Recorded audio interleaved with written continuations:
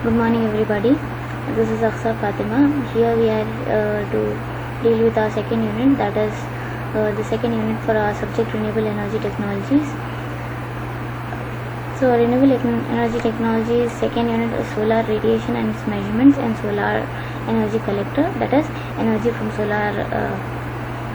So moving on further, let's further see what is solar energy. So an overview is that the solar radiation, irradiance, solar radiation, what are the solar peak hours of the solar radiation. So first what we will see the relationship between the earth and the sun. The sun, here it is given that sun has a diameter of 865,000 miles, that is around 1392 10 to the power of 3 kilometers, that is 109 times of that of the earth, and the mass is 330,000 times that of the earth, and density is 1.41 grams per centimeter cube. Here the density is 5.52 kilogram centimeter per cube. Gravity on the earth is 9.81 meters per second. Near sun it is 274 meters per second, that is 28 grams. So surface temperature is 10,000 Fahrenheit, and the surface temperature of the earth is usually 68 Fahrenheit. Earth's orbit of the sun is 1 year, and rotation about its own axis is 1 day. So what is solar radiation? First we will see. Solar radiation is nothing but the electromagnetic radiation ranging from about 0.25 to 4.5 micrometers in wavelength, including the near ultraviolet including. So this solar radiation may range or may include ultraviolet radiations, visible light, and infrared radiations. So it may vary from 1 Armstrong to 1 kilometer of radiation. So here is the electromagnetic spectrum, where the solar radiations is being classified, where it is ranging from 1 Armstrong to 10 to the power of 5 meters, where 1 Armstrong to 100 Armstrong signifies X-rays, 0.1 micrometers signifies ultraviolet rays, from 0.1 to, so this range 0.3 to 0.7 signifies your visible spectrum, and more than that till 4.5 micrometers signifies your infrared rays. So solar power, how is the solar irradiance or solar power is being classified? Solar irradiance is the sun's radiant power represented in units of watts per meter square or kilowatts per meter square. Solar constant is the average value of solar irradiance and Earth's atmosphere. So the solar constant is nothing but your solar irradiance and the Earth's atmosphere, which is over the Earth's surface, and it is about 1366 watts per meter square, and a typical peak value is 1000 watts per meter square in the surface facing the sun, and clear on a clear day, and on a solar noon at sea level. Solar irradiance. So solar irradiance is nothing but south facing to the fixed surface. So it increases from sunrise and will be peak during the noon time, and again decreases during the sunset. So solar irradiation is the sun's radiant energy incident on the surface of the unit area expressed in kilowatt hour per meter square. It is typically an average daily basis and given in a month. So it is equal to the average solar irradiance multiplied by its time. In peak sun hours is the daily time when the solar radiations are at its peak. So the solar irradiation in regards of the sun. Here solar irradiation is shown in how the in daytime it is varying. Again peak hours of the sun is shown. Atmospheric effects now. So to see how the solar radiations are taking place and what are the different criteria to be considered while you are considering a solar radiation, we'll see. Okay, the sun rays are sun rays are coming from, radiations are coming from the sun, and if this is the earth's surface, how is the total radiation being distributed, we'll see. So the total radiations is being distributed as direct radiation and diffuse radiation. So the total global radiation of the solar radiation is called as is the sum of the direct radiation and diffuse radiation. What is a direct radiation? Direct radiation, if you see here, from the sun, the radiations which are coming directly to the sun earth's surface are the direct radiations, which are not getting distracted or scattered by touching any of the substance or any of the other substances in the environment.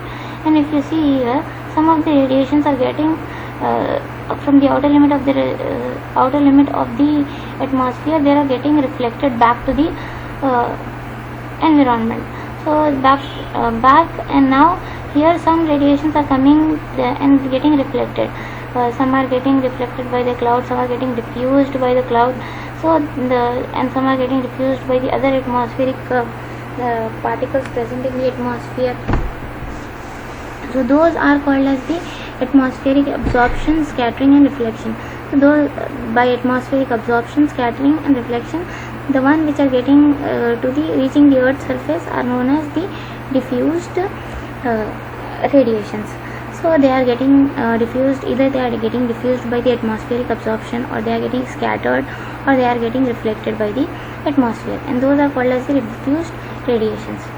Okay, now so these are the diffuse radiations. So the earth atmosphere consists of both direct radiations and diffuse radiation, and here the solar constant is equals to 1366 watts per meter square. Now what are the other angles, or what are the other things to be considered? Now your air mass is to be calculated, your zenith angle, your horizon, how is it? So this is the horizon. Your air mass is to be calculated. When the sun is exactly on the top, it is called as the zenith angle. When the sun is at some angle, it is called as this. Now see, what are the different things we have to consider are altitude. So when considering the geometry of the solar radiation, these things are to be considered. Horizon is particular in the horizontal plane and extended, that is with the horizontal. If you see here, with the horizontal, this is horizon when you are considering with the horizontal of the earth's surface. The other are altitude. Altitude is the angle of the sun over the horizon. So wherever is the sun over the horizon, it is the altitude of the earth. And zenith is the angle when the sun is almost at 90 degrees angle, and the angle between the horizon and the sun is 90 degrees, that is your horizon. Okay, your declination angle is the sun is the latitude at which the sun is directly at the overhead, and it is always between 23 degrees north and 23.5 degrees latitude. So then you have declination angle. The latitude is the location of the north and south of the your equator. Here if you see, your latitude is either the north or south of your equator. Okay, now your air mass is being calculated as your local pressure by sea pressure, and your theta z is your zenith angle. So 1 by cos theta z into P by P naught is your air mass, and this theta z is the angle zenith angle when it is being calculated. Okay, so measuring of the zenith angle.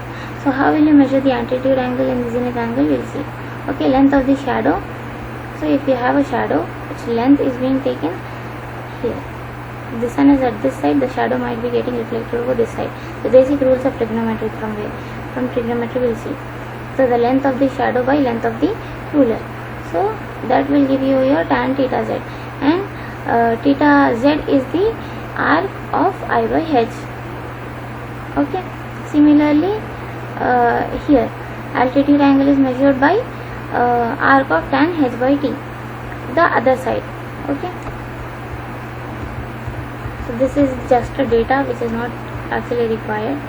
So the measurement, now moving on towards the measurement of our solar radiations. There are basically two types of devices being used for the measurement of solar radiation, that is your pyranometer and pyrolumeters. There are different types of pyranometers and different types of pyrolumeters. You see here.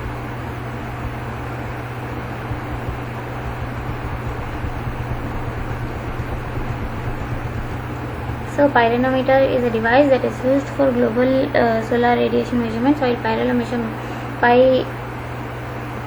pyrheliometer measures direct radiation.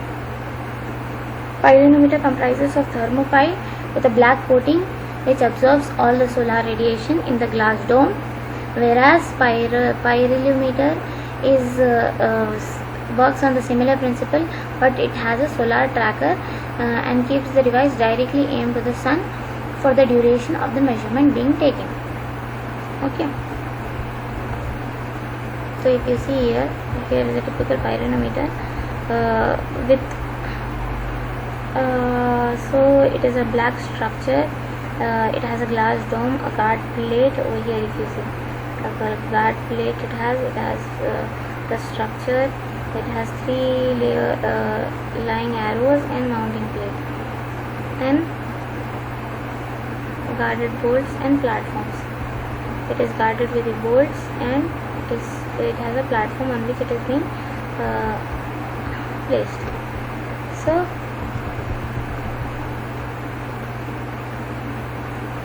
pyranometer has a black surface which heat ups when exposed to solar radiation, and its temperature increases until its rate of heat gains by the solar radiation is equal to the rate of the heat lost by convection, conduction and radiation.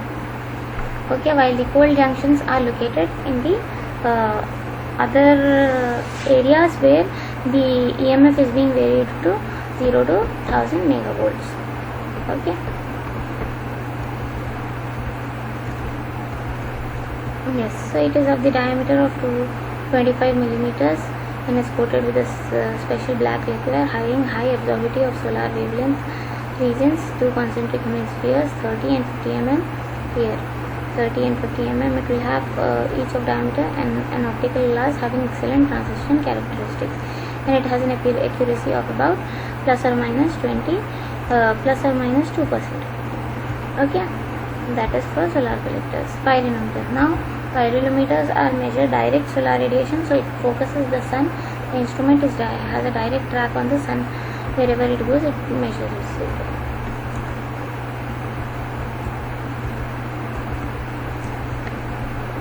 Yes. So let's see what are the questions being asked regarding this solar radiation. So the questions being asked here in the question paper regarding this is what is solar constant, azimuthal angle and air mass.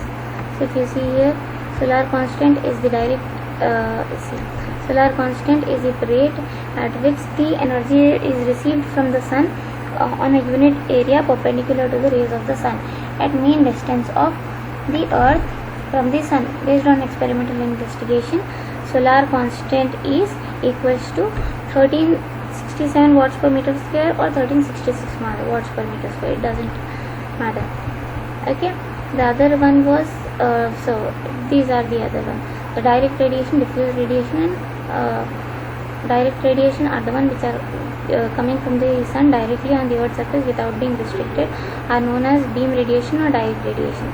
The other one is the diffuse radiation, the radiation of the earth's surface received from the parts of the sky after being subjected to the scattering due to atmospheric particles or due to the clouds or atmospheric scattering. After that, the radiation which reaches the earth's surface are called as diffuse radiation, and the global radiation is the sum of the direct radiation and diffuse radiation. Other question being asked in the here, if you see, it is air mass and azimuthal angle. So let's see what is air mass. Air mass is often used as a measure of distance traveling from the beam radiation through the atmosphere before it reaches the location of the Earth's surface. It is also defined as the mass of the atmosphere through which the beam radiation passes to the mass. It could pass through the sun directly overhead at its zenith. Okay. Now more different. Let's see what are the different questions that are being asked.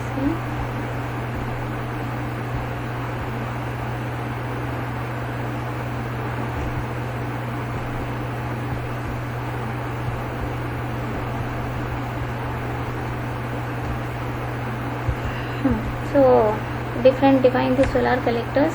Now after the measurement, solar radiation and measurement, solar energy collector is there. So what is solar energy collectors? We will see first. So solar energy collectors are solar thermal energy collectors, where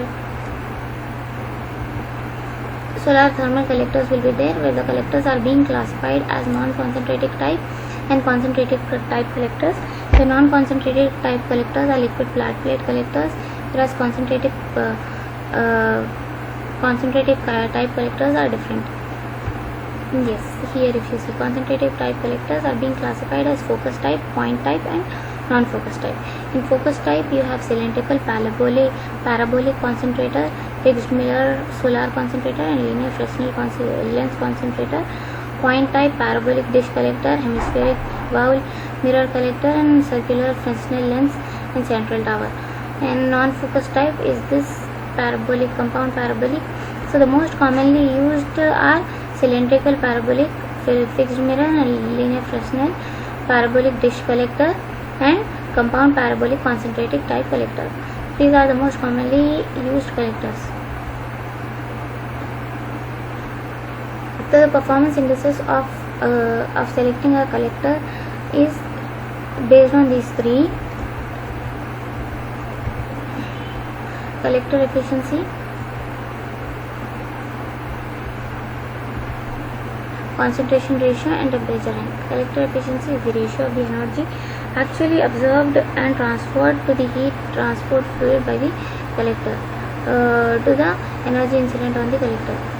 The ratio of the area of aperture, ratio of the concentration ratio is the ratio of the area of aperture of the system to the area of the receiver aperture of the system, and its projected area of the collector is facing to the beam.